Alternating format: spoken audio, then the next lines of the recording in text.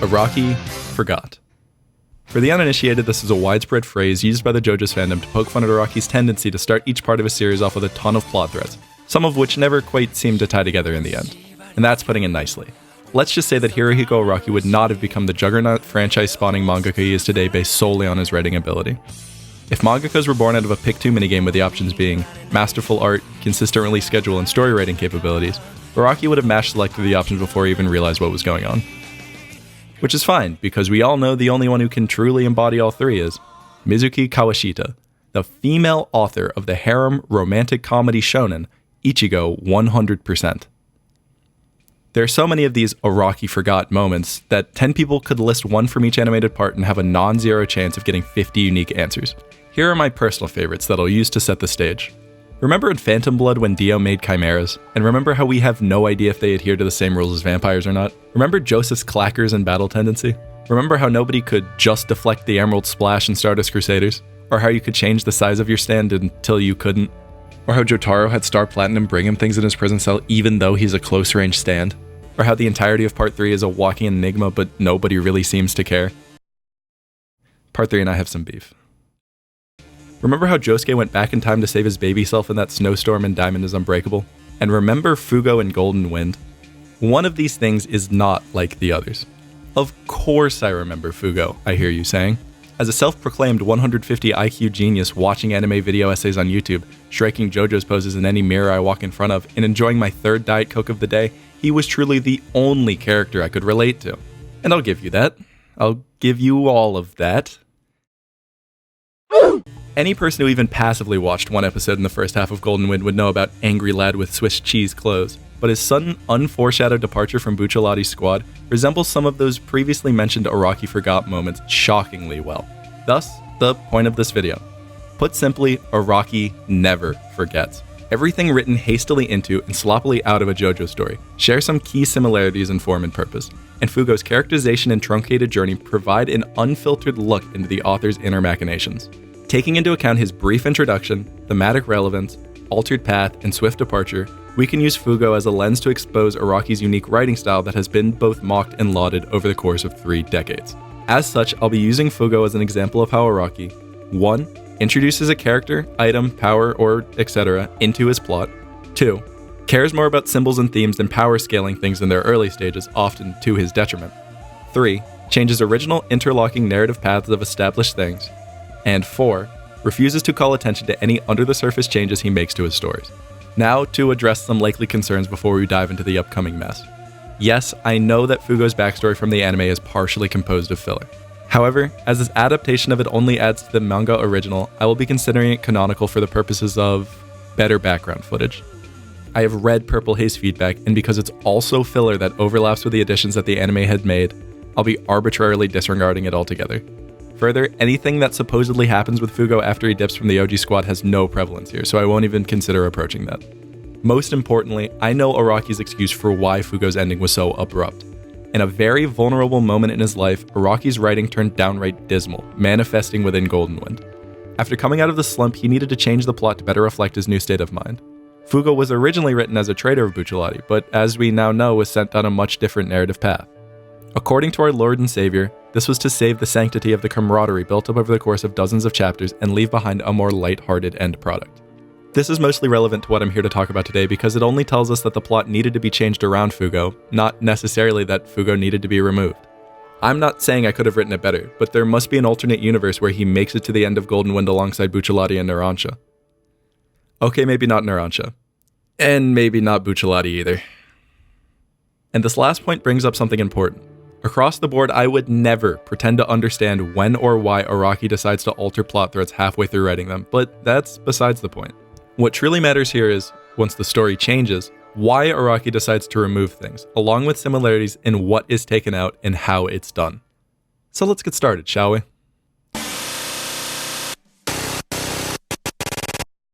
Part 1. Purposeful Introduction. You could argue that JoJo's is as immensely popular as it is for any number of a dozen reasons, but there's no doubt in my mind that accessibility is an important draw. While One Piece is charging ahead with over 900 manga chapters, bursting at the seams with foreshadowing, world building, and interconnectedness from start to finish, JoJo's is restricted to relatively brief, no longer than 200 chapter long parts with very little overlap between them. Hunter x Hunter may owe a lot of its success to its incredibly complex, fleshed-out power system of Nen, but JoJo's seems to do just fine with the rules, who needs them, systems of ripple, spin, and stands acting in tandem. And even though a character's reveal can be made more impactful by foreshadowing done hundreds of chapters in advance, think Naruto's Obito, who says you can't just meet a degenerate in an alleyway and have him become the head of an organization with its name plastered across every part to follow? JoJo's is quite possibly the easiest shonen to get into, due in large part to how little background info you need, or even desire, when it comes to introductions. When a character, plot-relevant item, location, power, or in-universe video game is introduced, it takes but a moment before the universal enjoyability leaking from the series has you saying, "Oh, that's a baseball!" Ignoring key genre-defining tropes, introductions of narrative pieces in JoJo's show an almost complete disregard to the established past. Instead, Araki chooses to throw in pieces that are likely to be fun in the future, and their existence is justified by that fact alone. For enemy stand powers, it's a lot of, "Oh, I think it would be cool if the stand were a sun, so if I make his fight enjoyable to read, nobody would really care if he wields Dio's one weakness." For key items, it's more, "These clackers channel Ripple because of course they do, dummy. Isn't it pretty? And also Pog?" And for characters, it's mostly, "Here's a new guy that checks off all the boxes to be interesting at a glance, and I'll be sure to give them the potential for growth later on, should that make the story more enjoyable." Fugo's first appearance is definitely something. Stabbing someone in the cheek with a fork for getting a math question wrong definitely checks off something considered to be interesting at a glance. When brought into the story alongside 3 other characters with complementary personalities, he may get a bit lost in the sauce, but still remains memorable based off his strawberry-inspired design and name. The relationships that are already in place between him and the rest of Bucciolati's crew are shown rather than told at this point, as is his inferred role of tactician. Although it's done to speed up the interaction, it does wonders to get both Giorno and the audience on his side from square one. Whereas a character like Shigechi had to justify his existence, Fugo effortlessly fits the mold for what readers and viewers desired out of an Italian gangster. At this point, his backstory is irrelevant so long as he is uninteresting. So hiding as much about him as possible serves the dual purpose of creating an aura of mystique and avoiding devoting too much energy into a plot thread that Araki may suddenly denote unimportant. Should Araki have decided he didn't want to do anything more with Fugo after just the introduction, his framework was loose enough for him to drop in like it's hot. Much like the segment in Diamond is Unbreakable where Josuke saved Josuke, Araki could have chosen to take the plot in a completely different direction, throw away the character with reckless abandon, and shift focus into new matters. In order to fit his on-the-fly, emotionally driven writing style, Araki consistently keeps introductions brief and ambiguous until he moves on to his next phase for them. Fugo, obviously, passed the introduction phase and moved rather quickly into a new territory that I prefer to call Part 2, Supernova Symbolism. Thematicism in JoJo's is not subtle, especially in parts 3 and up. For MacGuffins, their symbolism is usually tied with their function, like stand arrows causing those harmed by them to undergo an awakening as a result of physical trauma or die before they can cope with and grow from it. And if you truly believe there is deeper symbolism for something like the arrows, I can almost guarantee Araki would disagree.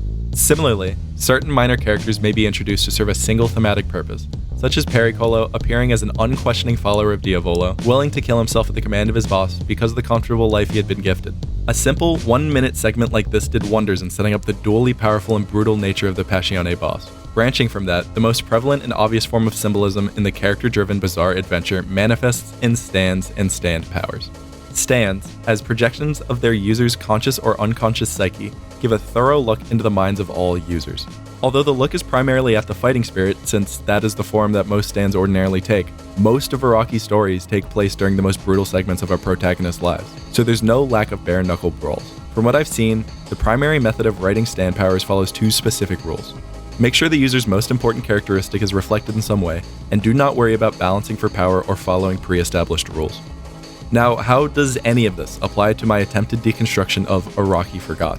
Well, although the deeper meanings of items, characters, and stands in JoJo's may be in high volume, they're introduced comparable to a supernova. Aside from each part's main protagonist, main antagonist, and maybe 1 or 2 side characters, the themes and symbols associated with each persona are laid out all at once, completely contained within a single fight and never branching from a single linear developmental path. And after the barrage of characterization concludes, the subject is either sent down that path or cast aside and forgotten. That is to say, this writing technique works in tandem with Araki's off-the-cuff brainstorming style, and it is clearly observed in the backstory and subsequent fight scene of Fugo. A thematic dissection of Fugo and his stand could be done with a butter knife and a rusty pair of tweezers. That's not to say it's bad, that's just to say it's pretty easy. As a refresher of his backstory, Pannacotta Fugo was born with nearly unmatched mental prowess, said to hold an IQ of 150. His genius became a major source of esteem and local fame for his family, and as a result, his parents began pushing him to study long and hard hours to best make use of his gift.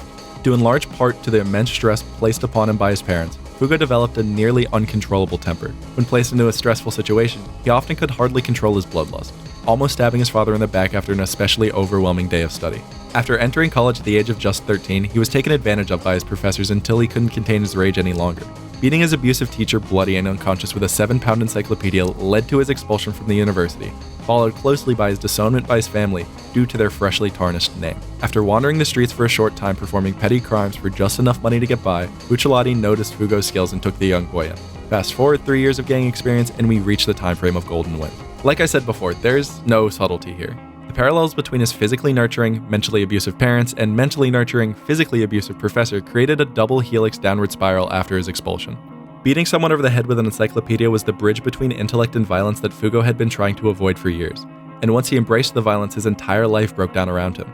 And from this violent aspect of his personality that he deeply hated, his stand power manifested, creating the disgustingly overpowered purple haze. Fugo's stand and his relationship to it perfectly mirrors how utterly terrified both he and the world are of his violent outbursts and volcanic bloodlust. The virus that his stand excretes harms indiscriminately, harboring no concept of friend or foe, much like how Fugo loses all sense of allegiance when made angry. On top of that, should Fugo be caught in the range of his own stand, the virus could destroy him from the inside out. Much like how his dual personality led to him becoming an outcast of society, this manifestation of his spirit is inherently opposed to Fugo's desire to avoid conflict and make full use of his intellect. With this combined, our Strawberry King only brings out a stand in a fight as a last resort. Much like how his encyclopedic escapade was the last thing his genius could conjure up to avoid the sexual abuse of his professor. And with his single fight against the man in the mirror, all possible themes tied to Fugo were exposed. In one fell swoop, we were exposed to the entire depth of his character, start to finish, end to end, cover to cover. Of note here is how absolutely busted Purple Haze's stand power was during this brief showing. By coming within a specific radius of it at any time during its deployment, you become infected with an incurable, fast-acting virus that destroys you in mere seconds. Although Fugo may not be able to fully control how it moves, the fact remains that it can charge at you in less time than you can react. Fugo's abilities, although they're incredibly symbolic of his character, are like pressing an instant win button, and this is by Araki's design. When it comes to any stand powers, Araki could care less if they're balanced in their initial showing. His philosophy comes down to, if it makes for a good fight and has any thematic relevance, the stand could stop time for all I care.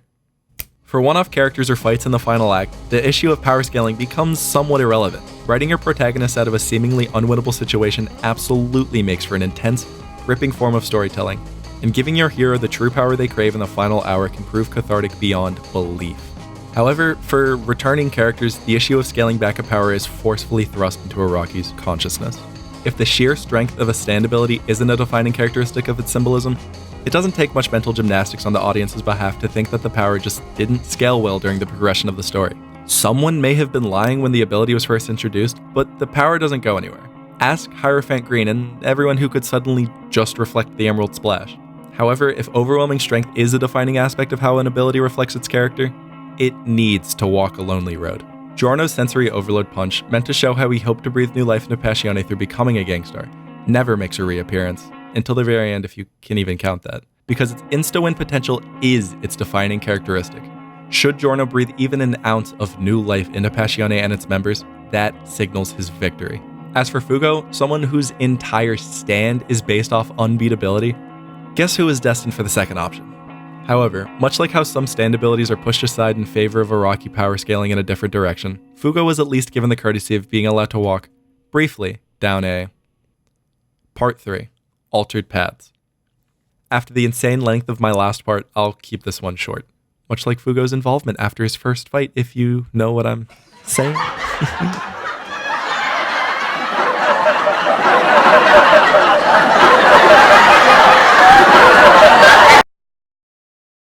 Once Araki realizes that he's done writing about something, there's no doubt in my mind that he wishes everyone would just forget it ever existed in the first place.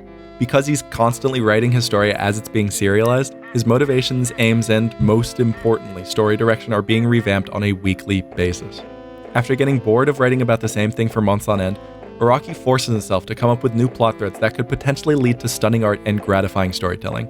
Even if they're one-off ideas, Araki is more than willing to write himself into a normally inescapable narrative corner, just because it gives him the ability to flex a bit and keep one-upping the insanity of JoJo's.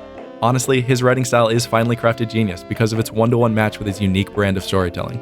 Against all known laws of literature, like King Crimson, it just works.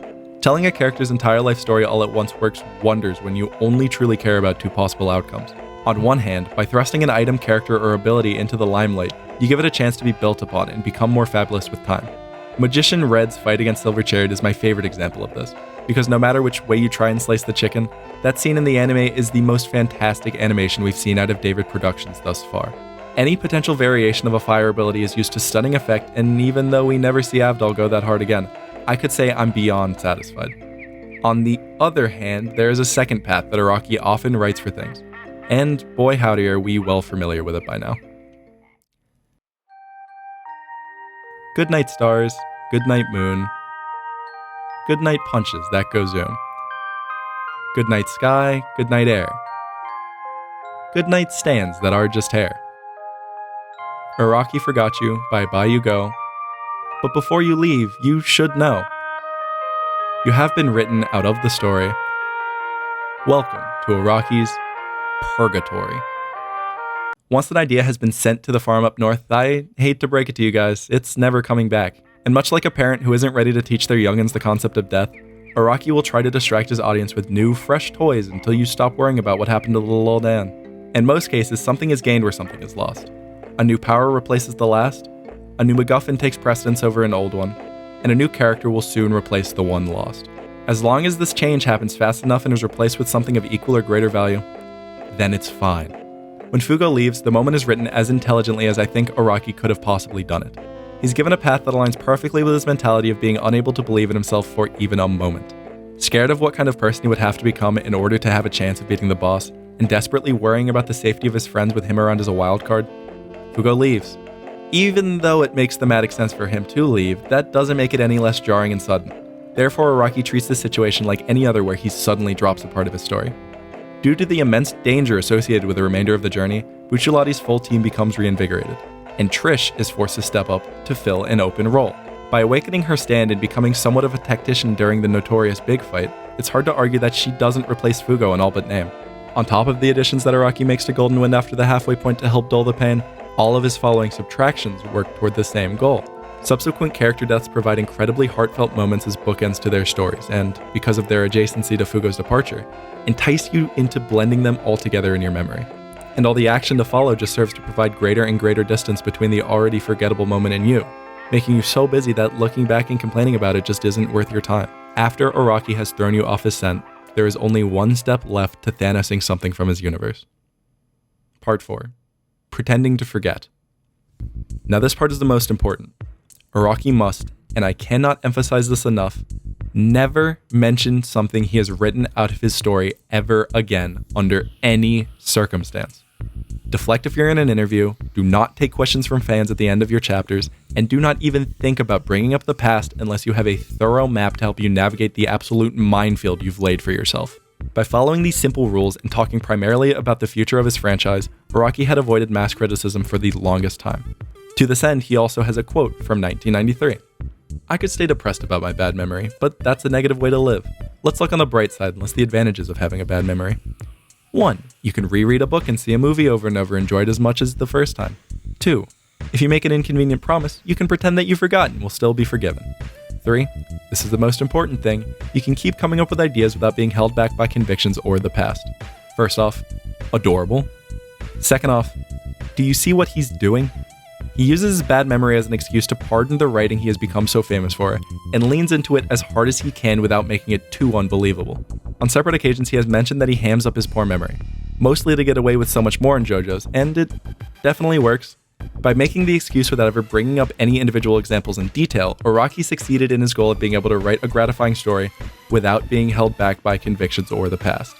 But Fugo is a unique case. For him, Araki actively brought him up later on, exposing his mistakes in order to do justice to one of his favorite characters. Araki opened himself up to be lambasted in order to give his lad the send-off that he truly deserved, and in the process exposed the quirks of his writing style outright. Out of it, Araki did end up getting what he wanted. Purple Haze Feedback is the definitive end to Fugo's story that anybody could want, let alone someone who considers the character his friend through a time of emotional crisis. However, because of Araki's moment of weakness, he opened himself fully to the Araki Forgot meme. It's definitely coincidental that Golden Wind's original run occurred alongside the boom of internet blogs in the late 1990s and early 2000s, and it's even more serendipitous that its re-release happened during the social media boom of the mid-2000s. Nonetheless, these places became aggregate sources for news and discussion on the most niche topics imaginable. When you have the time, place, and motivation to do it, it is ridiculously easy to go back through the series time and time again, finding new examples of dropped JoJo's threads on every run-through. From this, in my mind at least, Araki Forgot was born. But more important to the purpose of my argument, Araki Forgot persisted. If given an easy escape from a looming problem, would anyone not take it? By allowing the meme to live and flourish, that's what the unaging mangaka has done. The audience has done the dirty deed of providing him an excuse for the only truly criticizable part of his stardom, so why would he not just run with it? Through the 90s, 2000s, and 2010s, Araki has continued to write in his trademark style, growing more powerful and increasing his lifespan with each chapter's release. However, as I hope I've been able to explain in excruciating, unarguable detail over this past... Goddamn, it has to be like 25 minutes by now, right? Araki never forgets. He just moves on. But honestly, who cares? JoJo's is an incredible concept with gorgeous execution and mass appeal the world over. It's so easy to ignore such a small in comparison flaw like this because of the bountiful enjoyment available elsewhere. Even if you don't like the series as a whole, and believe me when I say there are people like that, there's always going to be something commendable about one of the 8 distinct, unique, and stunning parts. So long as you strap in for the ride, Araki will ensure your time with this passion project is truly a golden experience. Thank you for watching. This video was a long time coming. I fell down the JoJo's rabbit hole quite a while back, and after the time sink that I had, I really felt like I had to make a video on it. It took a lot of time to write, and I know it took a lot more time to edit, but it came in a lot faster because of the help I had from my good friend 1C2. Hello, I'm 1C2. I'm the editor of this video. Thank you, Chuck, over here for giving me the opportunity to help make a really cool video. I think it turned out really well. That's up for you to decide. If you want more video essay content, sort of in this style, I make my own videos too. Hopefully the link to the channel is, somewhere on the screen right now. And so I make, video essays on media, culture, a handful of politics and stuff. And so if you want to take a look at that, feel free. But yeah, thanks for letting me do some cool stuff here, Chuck. Yeah, and thank you all for watching. Hopefully I make more. But again, no promises. But see you next time.